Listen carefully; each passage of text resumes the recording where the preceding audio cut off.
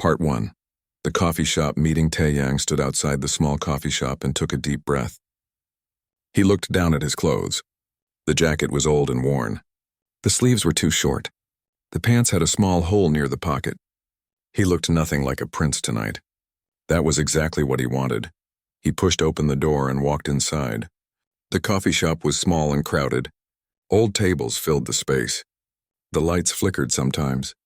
The paint on the walls was peeling. This place was perfect. No one would expect to find a Drakthor prince here. His people called him Crown Prince Taeyang. He was third in line to rule an empire that stretched across 40 star systems. His family owned ships and planets and treasures beyond counting. But tonight he was just Taeyang, a simple translator who worked on the space station. At least that was what he had told Jiwoo. He saw her sitting at a corner table. Jiwoo wore a simple blue dress. Her dark hair was pulled back in a ponytail. She was reading something on her data pad. When she looked up and saw him, she smiled. That smile made his two hearts beat faster. "Hi," Jiwoo said as he sat down. "I was starting to think you got lost." "Sorry I'm late," Taeyang said. He had actually been early. He had spent 20 minutes walking around the station, making sure his security team stayed far enough away. His chief bodyguard was probably having a heart attack right now. No worries. Jiwoo put away her data pad. "I like this place. It feels real, you know? Not like those fancy restaurants where you need 3 forks for one meal." Taeyang relaxed a little. "Yes, I eat here often." That was a lie. He had never been to this coffee shop before today. His people had checked it 3 times for safety. The owner had nearly fainted when station security explained that someone very important might visit soon. A tired-looking waiter came to their table. "What can I get you?" "Just coffee for me," Jiwoo said. "Same," Taeyang added. The waiter nodded and walked away.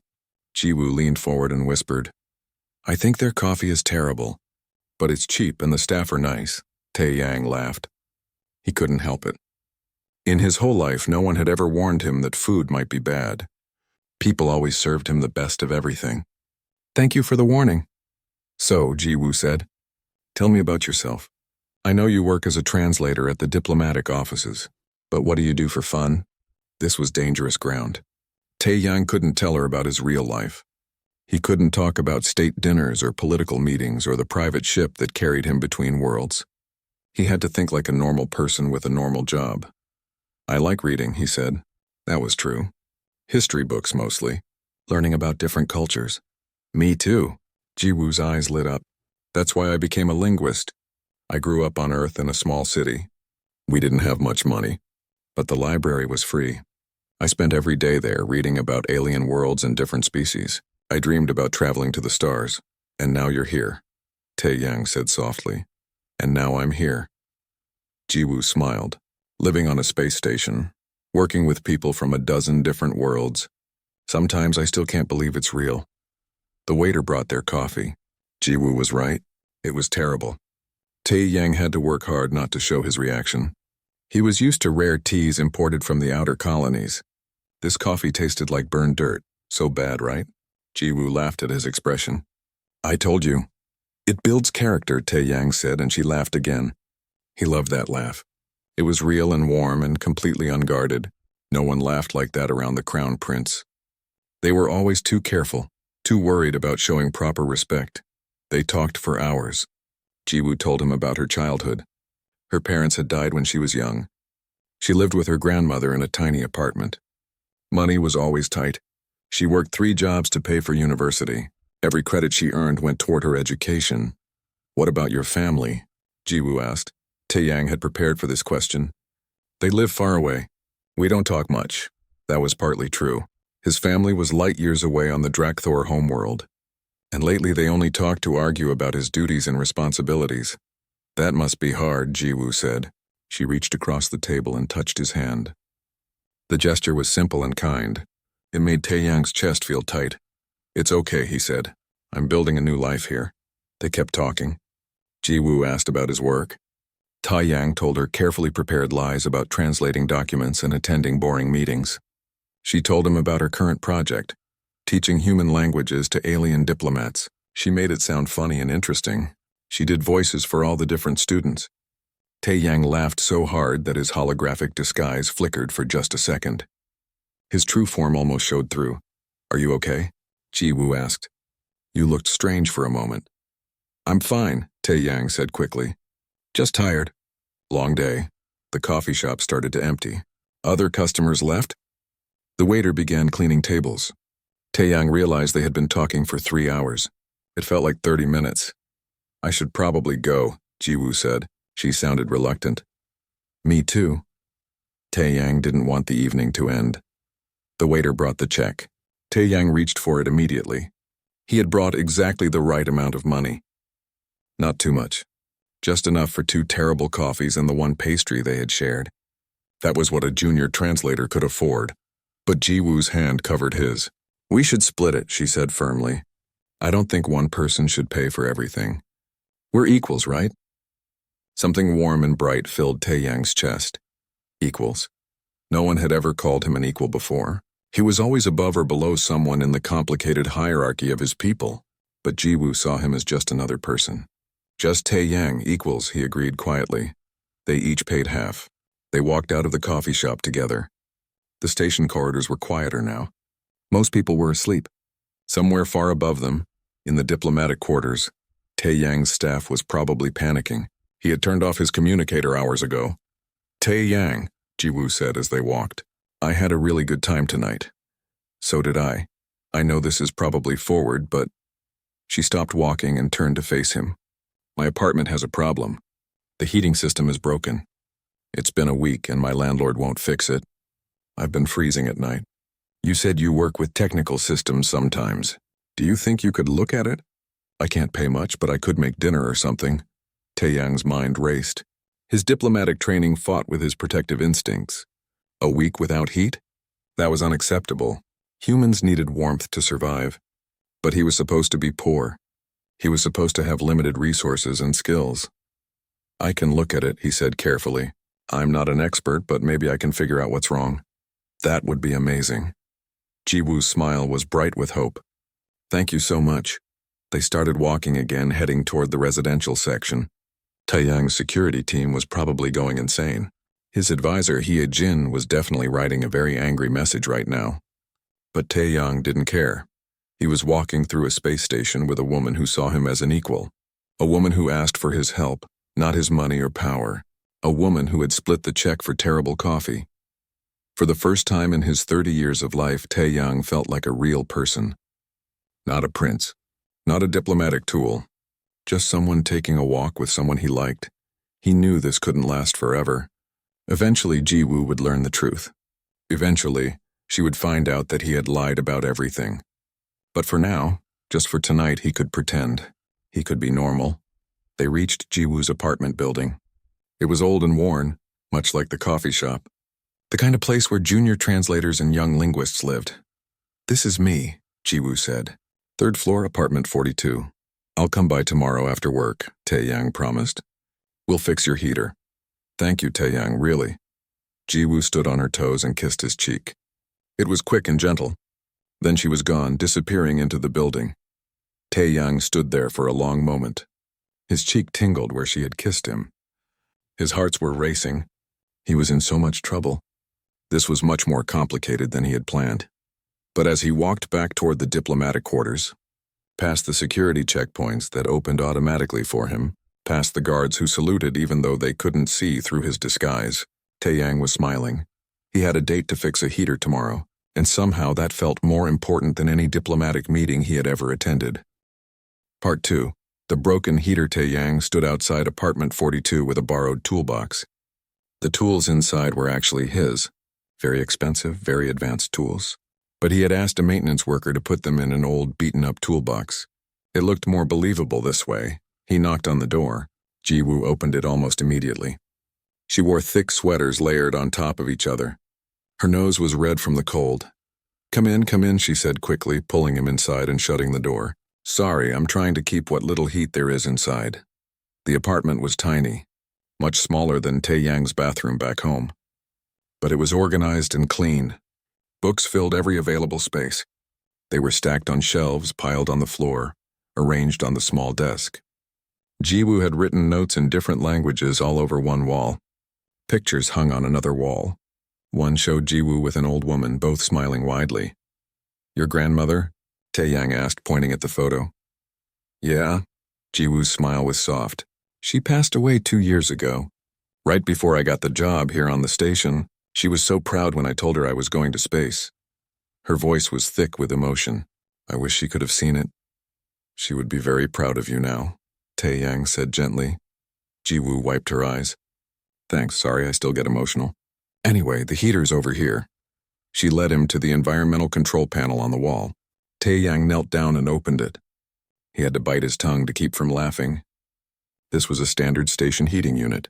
He had helped design the systems on this station. His family's company had built half the technology here. He could fix this in 30 seconds, but a junior translator wouldn't know how to do that. "Let me see," he said slowly. He made a show of studying the wires and circuits. He touched different parts, pretending to figure things out. Yes, I think I see the problem." "Really?" Jiwoo knelt down beside him. "What is it?" "This coupling here is loose." Taeyang pointed to a connection. "And there's a crack in this thermal regulator. See?" He showed her the damaged part. It was a small crack, barely visible, but it was enough to make the whole system fail. "Can you fix it?" Jiwoo asked hopefully. "The loose coupling, yes, but this crack..." Taeyang shook his head. "You need a replacement part, and those are expensive. A few hundred credits plus someone to install it properly." Jiwoo's face fell. She sat back on her heels. "I don't have a few hundred credits. Not right now. I'm still paying off my student loans." Taeyang's chest hurt seeing her disappointment. This was ridiculous. He could buy this entire apartment building without thinking about it. He could have a new heater installed in an hour. He could make one call and have the best engineers on the station here immediately. But he couldn't do any of that. Not without revealing who he really was. "I might have an idea," he said carefully. "I know someone. A parts supplier. He owes me a favor. Maybe I can get a refurbished unit at cost price. It wouldn't be new, but it would work." This was true. The station's chief engineer Dae-hyun owed him many favors, though not for the reasons Jiwoo would think. Dae-hyun worked directly for the diplomatic corps. He would get Taeyang whatever he needed. "How much would that cost?" Jiwoo asked. Taeyang pretended to think. "Maybe 50 credits?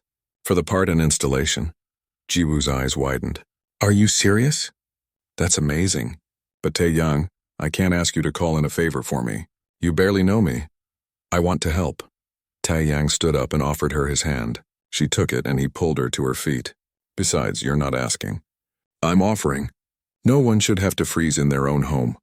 "You're really kind," Jiwoo said softly. She was still holding his hand. "How can I pay you back?" "Have dinner with me," Taeyang said. The words came out before he could stop them. A real dinner this time. Not terrible coffee. "Actual food," Jiwoo laughed. "Only if we split the bill."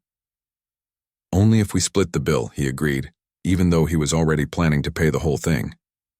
He would just have to be sneaky about it. "Deal." Jiwoo squeezed his hand and then let go. "Do you want something to drink?" "I have tea." "Well, cheap tea, but it's hot." "That sounds perfect." They sat on Jiwoo's small couch. She brought 2 cups of tea. The couch was old and worn, but comfortable. Jiwoo pulled a blanket around both of them to share warmth. "Tell me more about yourself," Jiwoo said. "Yesterday you mentioned you like history. What period?" This was safer ground. Taeyang could talk about history without lying too much. Ancient civilizations. How different species developed. The patterns that repeat across cultures, like what? Jiwoo leaned forward interested. Like how most civilizations develop similar myths. Dragons, for example. Humans have dragon stories. So do the Vex people. Even the Quinn have legends about great flying beasts. It's interesting that species who never met all imagine the same thing. Maybe dragons are real, Jiwoo joked. Maybe they're just hiding from us. Taeyang smiled. If only she knew. The Drakthor people were often called dragons by other species. They had scales, wings, and could breathe fire. They looked exactly like the dragons from human myths. Maybe, he said carefully. They talked for another hour. Taeyang learned that Jiwoo loved old movies from Earth. She collected languages like other people collected stamps. She knew 17 languages and was learning 3 more. She wanted to write a book someday about how language shaped culture. What about you? Jiwoo asked. What do you want to do? Do you want to be a translator forever? Taeyang thought about his real future. He was supposed to become governor of the Outer Territories, a powerful position. He would manage entire star systems. But that would mean leaving this station. Leaving Jiwoo, I'm not sure, he said honestly. I used to think I knew exactly what my future looked like. But lately I'm questioning everything. That's good, Jiwoo said. Questions are good. They mean you're growing. Taeyang's communicator vibrated in his pocket. He ignored it. It vibrated again, and again. Someone was trying very hard to reach him. Do you need to check that? Jiwoo asked. It's just work, Taeyang said. It can wait, but it kept vibrating. Finally, Taeyang excused himself and stepped into Jiwoo's tiny bathroom. He pulled out his communicator. 7 messages from his advisor, Heejin. They got progressively more panicked. Message 1. Your Highness, please confirm your location. Message 3. The security team has lost visual contact. Message 5. Your Highness, this is highly irregular. Message 7. Please confirm you are not being held hostage in Sector 7G. Taeyang typed back quickly. I am fine. Stop panicking. I will return later. Hyejin's response came immediately. The Emperor requests your presence at the formal dinner tonight. You cannot miss this. Taeyang closed his eyes. He had forgotten about the dinner. A gathering of ambassadors and sector governors. Very important. Very boring. Exactly the kind of thing he usually had to attend. He typed, Tell father I am handling a diplomatic situation. I will be there. What kind of diplomatic situation? A personal one. Taeyang put away the communicator before Hyejin could respond. He looked at himself in Jiwoo's small mirror. His human disguise was perfect. No one would guess what he really was. But how long could he keep this up? He went back to the living room. Jiwoo was looking at her own communicator, frowning. Everything okay? Taeyang asked. Yeah, just my friend Hana. She's worried about the air quality in the industrial sector. There have been some strange readings. Jiwoo put her communicator away. She's probably being paranoid. The station monitors everything. Taeyang made a mental note to check on that. He had access to all station systems. He could review the air quality data himself. I should probably go, he said reluctantly, but I'll call my contact about the heater tonight. We'll have you warm again soon. Thank you, Taeyang. Jiwoo walked him to the door. You're really saving me. It's nothing. It's not nothing to me. Jiwoo looked up at him. She was so small compared to his real form. As a Drakthor, he stood over 7 feet tall. His wings could span 15 feet. But in this human disguise, he was only slightly taller than her. You're a good person. Those words hit harder than any weapon. Taeyang didn't feel like a good person. He was lying to her. Every word, every moment was built on deception. I'll see you tomorrow, he said. For dinner. For dinner, Jiwoo agreed. And we're splitting the bill. We're splitting the bill, Taeyang promised, lying again. He left her apartment and walked quickly through the station corridors. As soon as he was alone in a maintenance tunnel, he dropped his disguise. His true form emerged. Scales, wings, everything. It felt good to stop pretending, at least physically. He pulled out his communicator and called Daehyun directly. Your Highness. The chief engineer sounded startled. How can I help you? I need a thermal regulator for a residential unit. Apartment 42, Sector 7G. The best quality you have. Install it tonight while the resident is asleep. Make it look like a standard repair. Send the bill to my personal account. Of course, Your Highness. May I ask? No, Taeyang said firmly. And Daehyun? This is private. Tell no one. Understood, Your Highness. Taeyang ended the call. He stood in the empty tunnel for a moment, thinking about what he was doing. This was dangerous. The longer he kept up this lie, the worse it would be when the truth came out. But when he thought about Jiwoo's smile, her laugh, the way she treated him like an equal. Part 3. The emergency 3 weeks had passed since the heater incident. 3 weeks of living 2 completely different lives. Taeyang was getting good at switching between them. During the day, he was Crown Prince Taeyang. He attended meetings with sector governors. He negotiated trade agreements. He sat through formal dinners where every word mattered and every gesture was watched. People bowed when he entered rooms. They called him Your Highness and My Lord. But in the evenings, he became someone else. Just Taeyang, The junior translator who ate cheap noodles at food stands, who went to budget movie theaters, who walked through the station parks with Jiwoo, holding her hand and talking about everything and nothing. Tonight, they were at the observation deck. This was one of the free areas of the station. Anyone could come here to watch the ships arriving and leaving through the massive windows. The view of space was beautiful, stars scattered across the darkness like diamonds. "You're quiet tonight," Jiwoo said. She was leaning against the railing, watching a cargo ship dock in the distance. "Is everything okay?"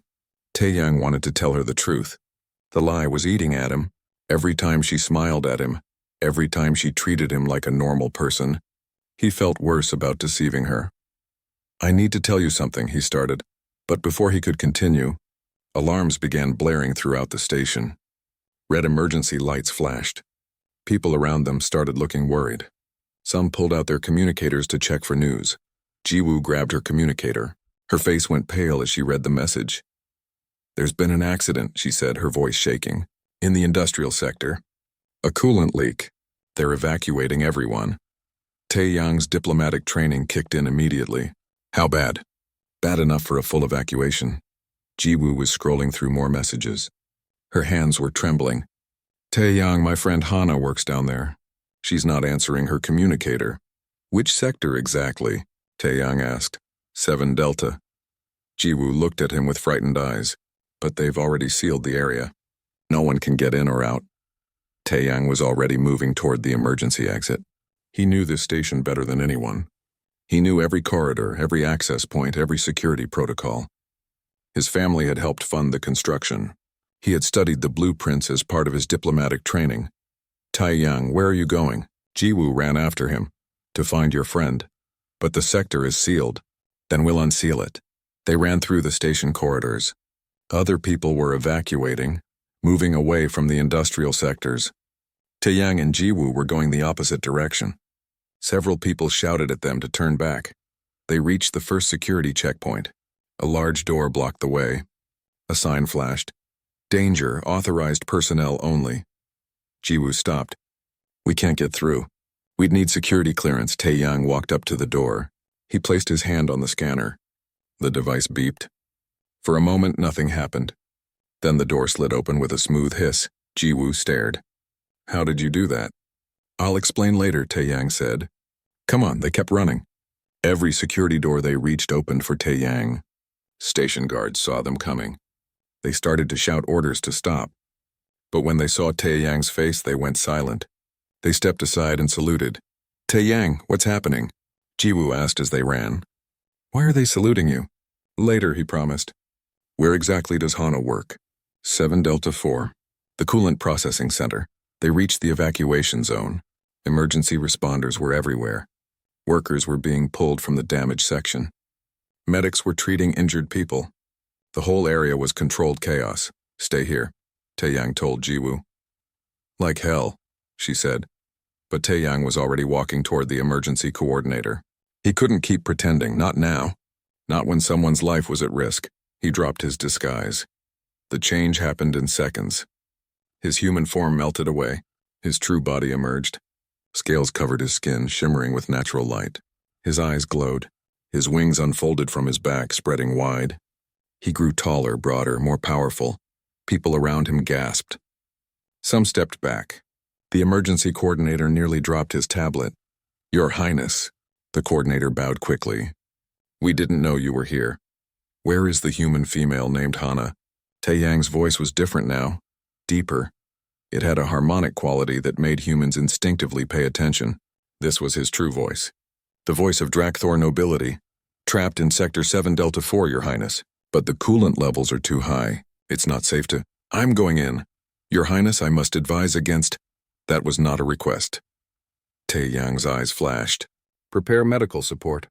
I'll have her out in 90 seconds. He turned toward the damaged section. Behind him, he heard Jiwoo's voice, small and shocked. "Taeyang?" He wanted to go to her, to explain. But there was no time. Hana was dying in there. Taeyang entered the damaged sector. The coolant in the air would kill a human in minutes, but his species had evolved for toxic environments. His inner eyelids closed, protecting his eyes. His lungs filtered out the poison automatically. The sector was a mess. Pipes had burst. Green coolant covered the floor. The air was thick with chemical fog. Taeyang moved quickly through the destruction. His enhanced senses could detect human life signs. There, in the far corner, a figure slumped against the wall. Hana was unconscious. Her skin was pale. She wasn't breathing well. Taeyang scooped her up gently. His wings folded around her, creating a protective barrier from the toxic air. He carried her back through the damaged sector. 90 seconds. Exactly as he had promised. The medics rushed forward as soon as he emerged. They took Hana from his arms and began emergency treatment. Taeyang watched long enough to confirm she was alive. Then he turned to face Jiwoo. She stood frozen, still holding the blanket she had wrapped around herself earlier, staring at him with wide eyes. He could see her mind working, trying to understand what she was seeing. "So," Jiwoo said finally. Her voice was remarkably steady. "Junior translator, huh?" The way she said it made Taeyang's heart hurt. There was no anger in her voice, just shock, and something else. Betrayal, maybe. "Jiwoo," he started. "Not here." She looked around at all the people watching them. Emergency responders, station workers. Everyone was staring at the Crown Prince and the human woman. Not in front of everyone, she was right. This was not the place for this conversation. "My quarters," Taeyang said quietly. 1 hour. "We'll talk there." Jiwoo nodded once. Then she turned and walked away. She didn't look back. Taeyang stood in the emergency zone, still in his true form, and felt like the universe had just collapsed around him. He had saved Hana's life. But he might have lost Jiwoo in the process. His advisor, Heejin, appeared at his elbow. She had probably been informed the moment he dropped his disguise. "Your Highness," she said carefully, "the situation is under control. The human female will survive. Perhaps you should return to your quarters and—" "Prepare the formal conference room," Taeyang interrupted. "I'm meeting with Jiwoo in 1 hour. Your Highness, is that wise? Perhaps you should consult with Heejin." Taeyang looked at his advisor. "I'm not asking for advice. Prepare the room. Send Jiwoo a formal invitation. Make sure she knows where to go." Heejin bowed. "As you wish, Your Highness." Taeyang walked back to his quarters through the diplomatic section. This area was completely different from the lower levels where Jiwoo lived. Everything here was expensive and beautiful. Crystal chandeliers, marble floors, art from a dozen different worlds. His personal quarters took up an entire deck of the station. Rooms for sleeping, working, entertaining. A private dining hall, a meditation chamber. More space than one person could ever need. He showered and changed into his formal regalia, the ceremonial armor of Drakthor nobility. It marked him as third in line to the throne, as someone with power over 40 star systems. Looking at himself in the mirror, Taeyang barely recognized the person he had been for the past 3 weeks. That humble translator seemed like a dream now. This was reality. Crown Prince Taeyang, diplomat, royal, someone who lived in a different world than Jiwoo. He made his way to the formal conference room. It was designed to impress, to remind visitors that they were meeting with someone important. The table was carved from a single piece of rare stone. The windows showed 3 moons hanging in perfect alignment. Jiwoo arrived exactly on time. She had changed clothes. She wore the same simple dress from their first date. It looked even more plain in this expensive room. But she held her head high. She walked in like she belonged there. Hyejin announced her. "Miss Jiwoo, human linguist, here to meet with His Royal Highness Crown Prince Taeyang of the Drakthor Empire, first son of the Solar Throne, commander of the Stellar Fleet, keeper of the Ancient Flame, ambassador plenipotentiary to the human territories." Taeyang closed his eyes briefly. The full title was too much. It created distance between them, made him sound like a stranger. "The announcement was unnecessary, Counselor," he said quietly. Hyejin bowed stiffly. "Protocol is protocol, Your Highness." She left the room, closing the door behind her. Silence filled the space. Taeyang and Jiwoo looked at each other across the expensive conference table. He was in his full royal armor, glowing with authority. She was in her simple dress, looking small and human and vulnerable. Part 4. The Truth Comes Out. Jiwoo sat down in one of the expensive chairs. She looked around the conference room slowly, taking in the crystal chandeliers, the marble table, the windows showing the perfect view of 3 moons. Her face showed nothing. No anger, no sadness. Just careful observation. Taeyang remained standing. He felt wrong sitting down, like he didn't deserve to be comfortable right now. How is Hana? He asked. The medics say she'll be fine. Thanks to you. Jiwoo's voice was flat. They said another 5 minutes and she would have died. You saved her life. I'm glad she's okay. Me too. Jiwoo looked at him directly.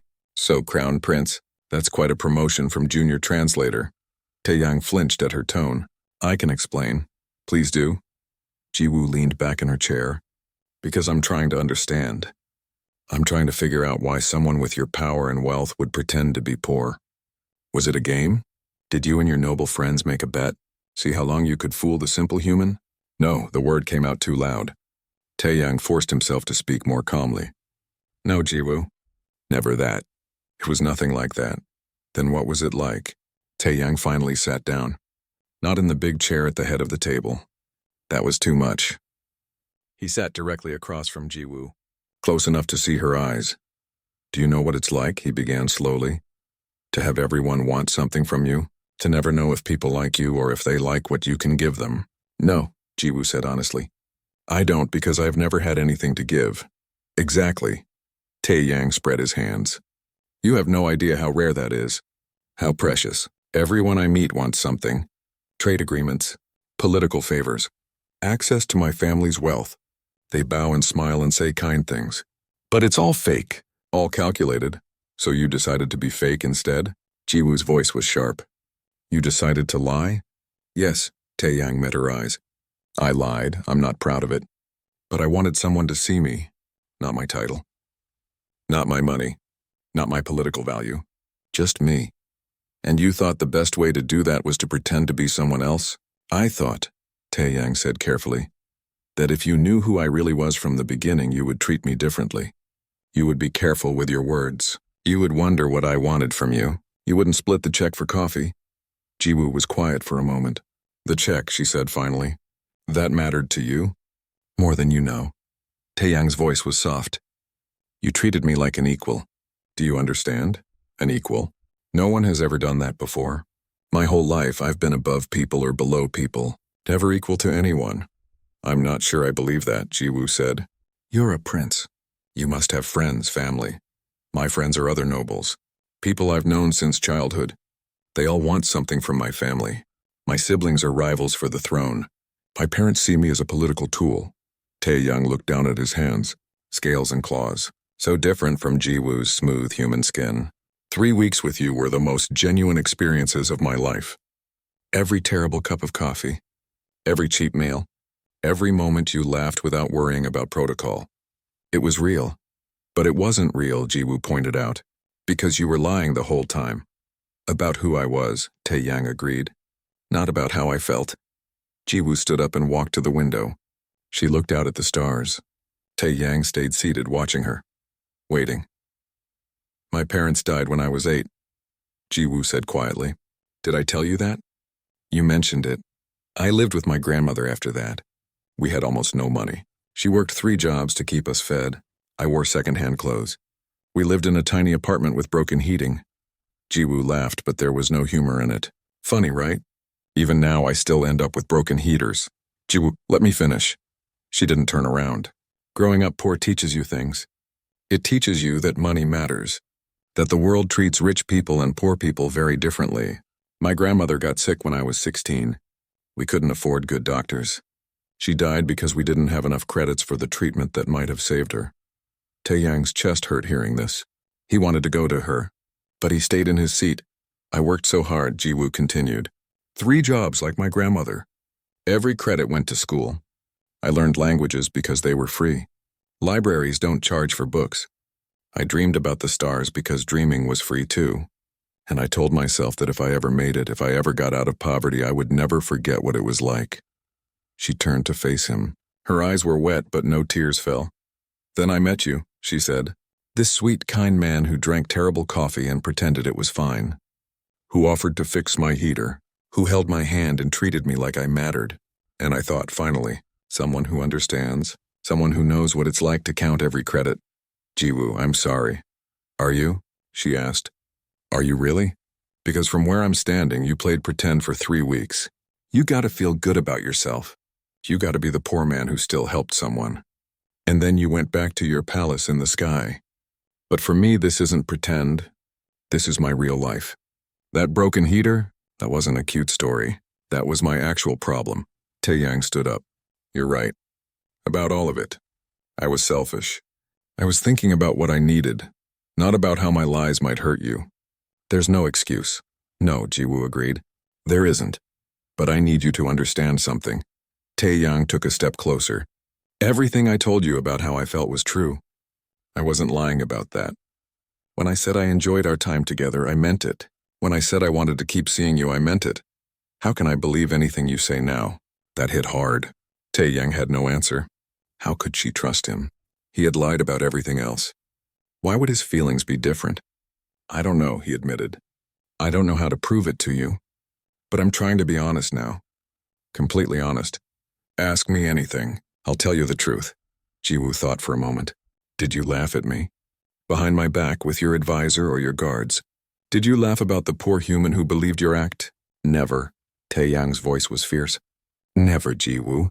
If anything, my staff was furious with me. They thought I was being reckless, stupid.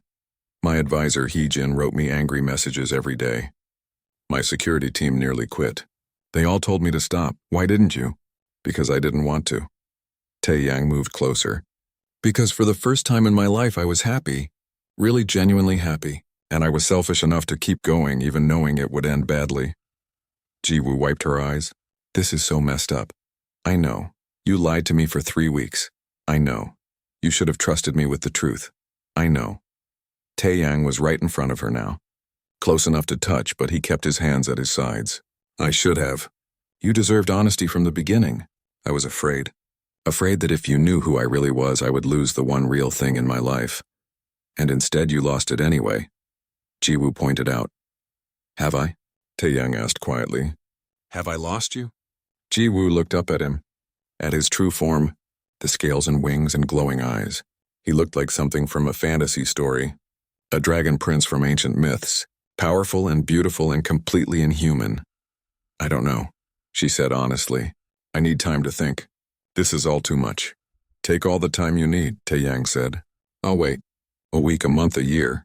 However long you need. That's easy to say when you're immortal, Jiwoo said. Your species lives for centuries, right?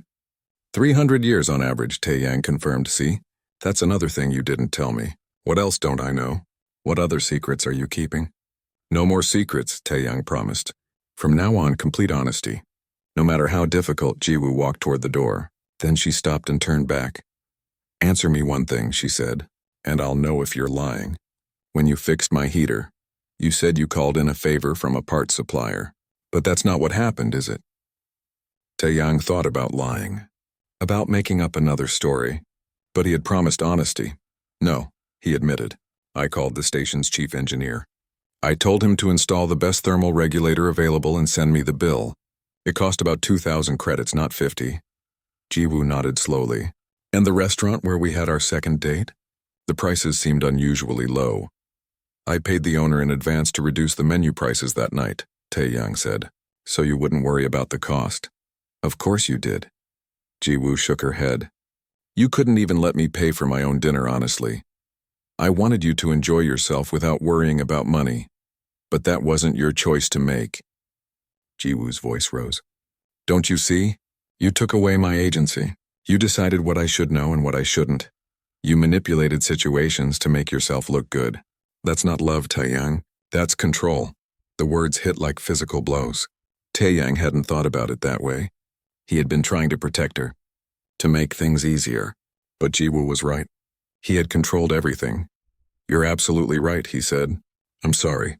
I didn't see it that way, but you're right. Jiwoo opened the door. I need to go. Will I see you again? Taeyang asked. She paused in the doorway. I don't know. Maybe I have to figure out if I can trust you. And if I can forgive you. That takes time. I understand. Goodbye, Taeyang. Goodbye, Jiwoo. She left. The door closed behind her with a soft click. Taeyang stood alone in the huge conference room with its expensive furniture and perfect view. Part 5, The Choice. 2 weeks passed. Taeyang threw himself into his work. He attended every meeting. He stayed late reviewing documents. He negotiated trade agreements with perfect diplomatic precision. His staff was pleased.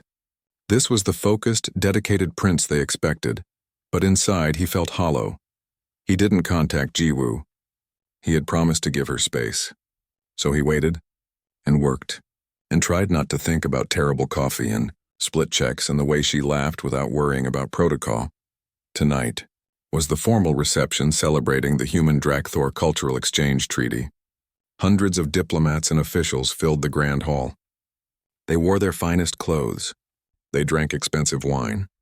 They discussed politics and trade in careful, polite voices. Tae-yang stood on a balcony overlooking the party. He was supposed to be down there, shaking hands, making pleasant conversation, being the perfect crown prince. But he needed a moment alone, Your Highness. Tae-yang turned. His advisor Hee-jin stood in the doorway. She looked disapproving as usual, but there was something else in her expression too. Concern, maybe. You've been avoiding the guests, she said. I needed air. You need to fulfill your duties. Hee-jin came to stand beside him. The ambassador from the outer colonies has been asking for you, as has Governor Subin. I'll go down in a moment. Hee-jin was quiet for a few seconds. Then she said, I heard you declined the appointment. Tae-yang knew what she meant. The governor position in the outer territories, the most prestigious post in the empire after the throne itself. His family had expected him to accept immediately. Yes, he said simply. That was foolish, Your Highness. Perhaps. It was the opportunity of a lifetime. You would have governed entire star systems, built your own power base, prepared yourself to eventually take the throne. Ye-jin shook her head. Now that appointment goes to your cousin. He will gain the experience and reputation instead. Good for him.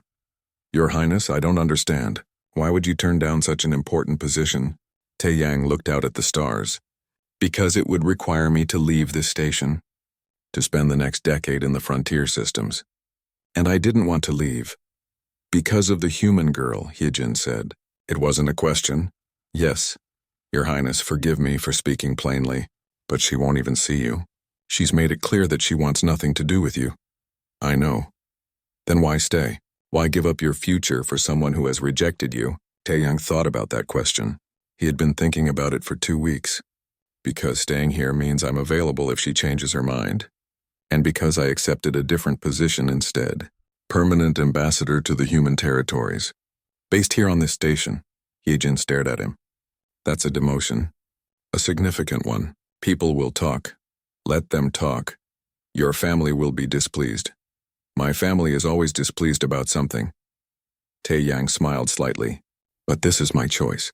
For the first time in my life, I'm making a choice about what I want. Not what's expected. Not what's politically wise. What I actually want. And what you want is to be near a human who won't speak to you.